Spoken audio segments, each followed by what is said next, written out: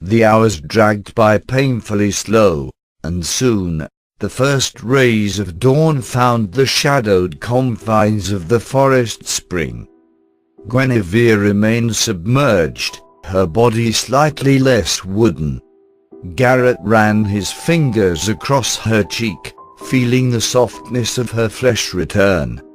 The nymph was once again receding into her innermost soul, leaving only the broken remains of his childlike apprentice behind.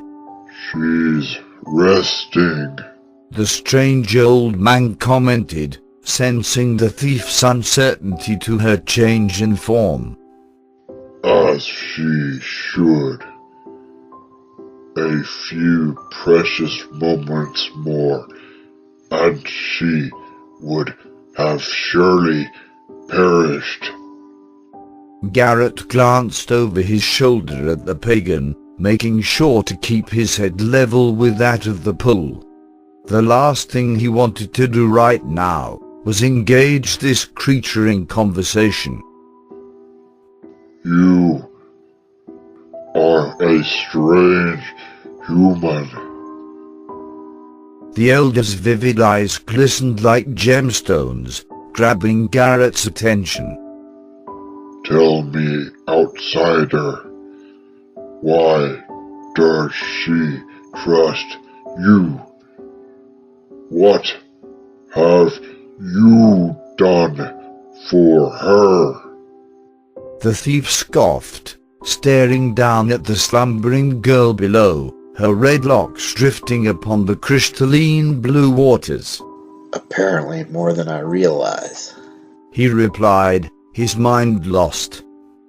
You know what she is, yet you harbor neither fear nor hatred of her. "I don't tend to hate or fear those who haven't wronged me." Interesting. The elder managed a small smile and approached the edge of the stream, where Garrett was protectively watching over Guinevere. Something tells me that the last mother had good reason to trust you. Garrett blinked, turning his gaze up to meet the rising sun. A mystical golden light illuminated his false optic in a dazzling luster. "Why do you pagans keep calling her that? What is this last mother?" Guinevere is the last of her kind. She's the only hope for our faltering ways and beliefs. Look around you, outsider. How many of my people do you see? "So far, you and Guinevere are the only pagans I've seen in a very long time. Not that that's exactly a bad thing." He scoffed sourly. You're callous, rounded, not free and fluid. "What? You a mind reader now?" Garrett shook his head. It just doesn't make any sense to me. Why would she devote such loyalty to you? The pagan temple keeper raised his voice just enough to put the thief on edge. Garrett turned around and stood, ready for whatever nasty tricks the cultist had planned for him. But to his surprise, the elder dropped his staff and backed away from him. Forgive me. It's just frustrating. She was here about 2 moons ago. She took the woodsy emerald. Garrett pondered these words, searching his thoughts. Is that what the green orb was called? he asked. The elder nodded. It was hers to hold on to, so of course I did not object, but I never understood why she would want to remove it from the forest. He met the inquisitive eyes of the thief. Until now. I really haven't a clue where you're going with this. Guinevere wanted to keep the artifact in the one place she held dear, which apparently isn't the forest anymore. The old man sighed and began stroking his beard in deep meditation. So, where is this place?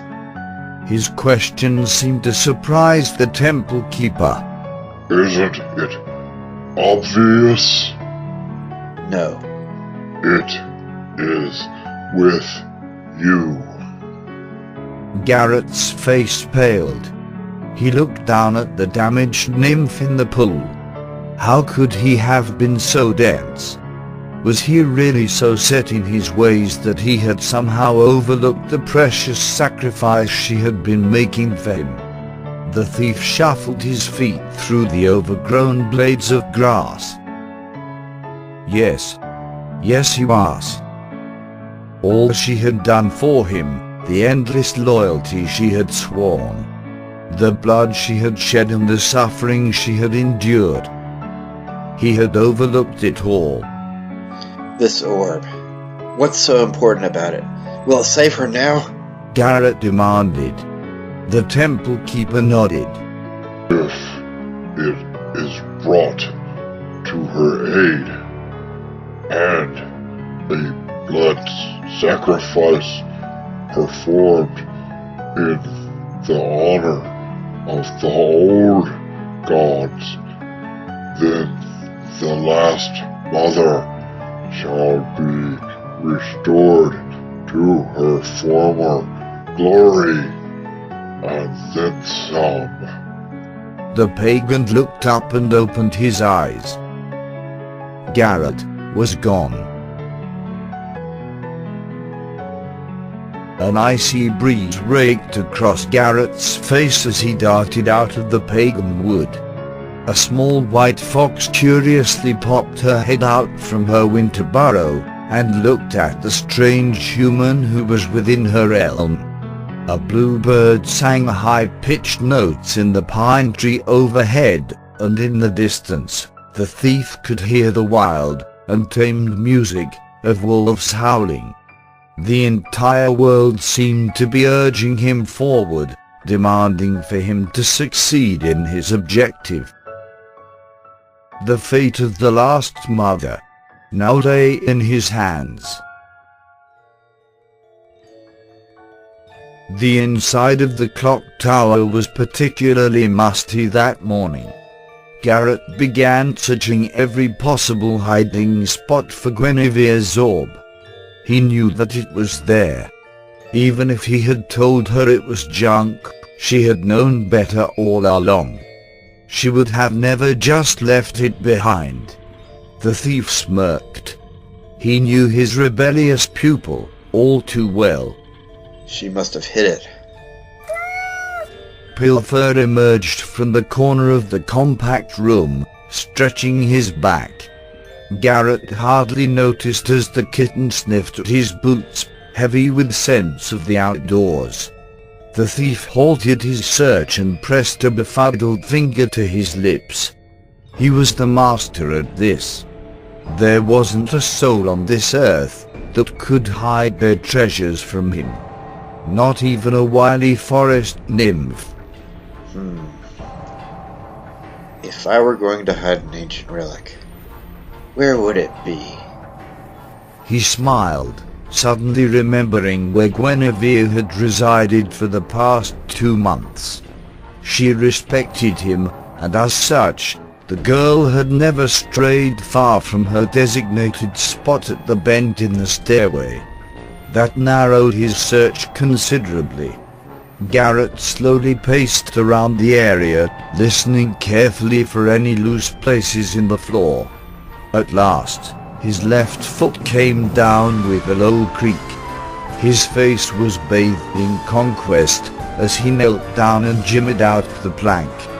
He found the orb resting on top of a rather large sack, bulged with something unseen. The thief fought the urge to satisfy his natural curiosity and reluctantly slammed the board back in place. Whatever was inside, it would have to wait until Guinevere's life was out of peril. Garrett took up the green sphere in his cold hands. It had a very faint luster of yellow to it. He found himself smiling, in spite of himself. Even if it had no monetary value, it was beautiful, as well as very important. Just like his Guinevere. Garrett tucked the orb lovingly between the folds of his cloak. She was safe within the grips of her wood, and there was something that he desperately needed to do before returning to her side. Something that he had to get out of his head. The crippled barrack was crowded on that cold December morning, though it had seldom seen such sad faces. Men and women, both wearing clothes riddled with holes, and holding more patches than the original fabric, lined the bar and sat in close quarters among the few tables. The bartender was as stressed and anxious as ever, and Sasha, the bar wench, was doing her best to keep up with both his unsteady temper and the hordes of customers they had drawn in that day. "Oi, Sasha! This fine gent says he wants another beer!" yelled the bartender. Sasha jumped at the boom of his loud voice. She faced her boss, and her blue eyes sparkled. "Yes, Mr. Davis," she replied with a nod, which caused her light blonde curls to bounce a little. Mr. Davis did not return the gesture with a kind smile, as he usually would have.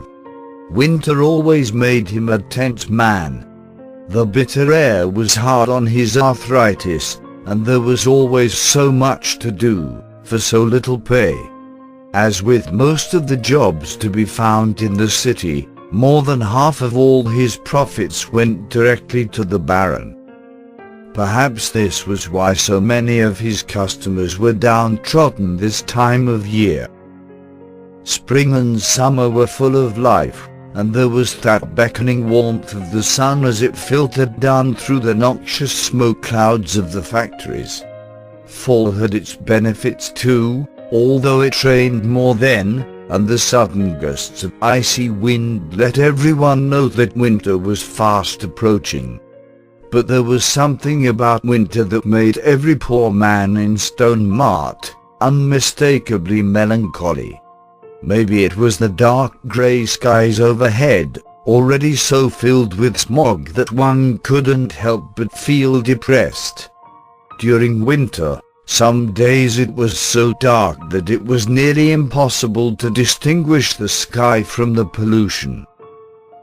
As Sasha retrieved another bottle of beer from behind the counter of the bar, a firm tug found the apron of her dress. The young woman turned around and locked eyes with the tavern's most beloved customer.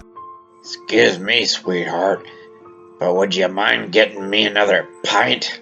Basu asked, with an oddly enduring smile. "Right away." She returned the merry gesture. The boxman chuckled and dug his hands into his coat pockets for warmth. He pulled his dark green scarf tighter around his throat as Sasha returned and generously refilled his flagon. "So, any plans for the holiday?" She asked curiously. Basso took a sip of his drink and breathed heavy relief as the alcohol hit his tongue. Doing what I do every year. And what would that be? The barmaid giggled. Staying right here and getting hammered. With everyone else at home celebrating, I figure you could use a customer. He grinned. Sasha smiled at his remark. Aw, you and your kin are always welcome here. Her hair bounced again as she started away. Basso shook his head with a chuckle. Nice to know that you haven't been banned from the tavern yet, Basso. Garrett emerged from around the corner and took a seat across from his mate. They'll get around to it. Basso waved him off. I don't doubt it. How much money do you owe by now? Garrett smirked. You gonna henpeck me all morning then? I've got better things to do. You know that. Of course I do. So, Basso took another chug of his ale. what brings you back to my little castle so soon? Just making sure you're not dead yet. I see. The boxman chuckled. He went for his drink again, but stopped short when he noticed the distant scowl on the thief's face. Basso knew this look all too well. It wasn't hard to recognize, because it didn't appear very often. He leaned forward and tapped the table. Garrett, what happened? Basso's eyes widened. It's not... He took a long chug of his drink, emptying the entire flagon in one go. Oh, Taffetall. Guinevere left you, didn't she? Not as such. No. You had me going there. He sighed. But, uh-oh.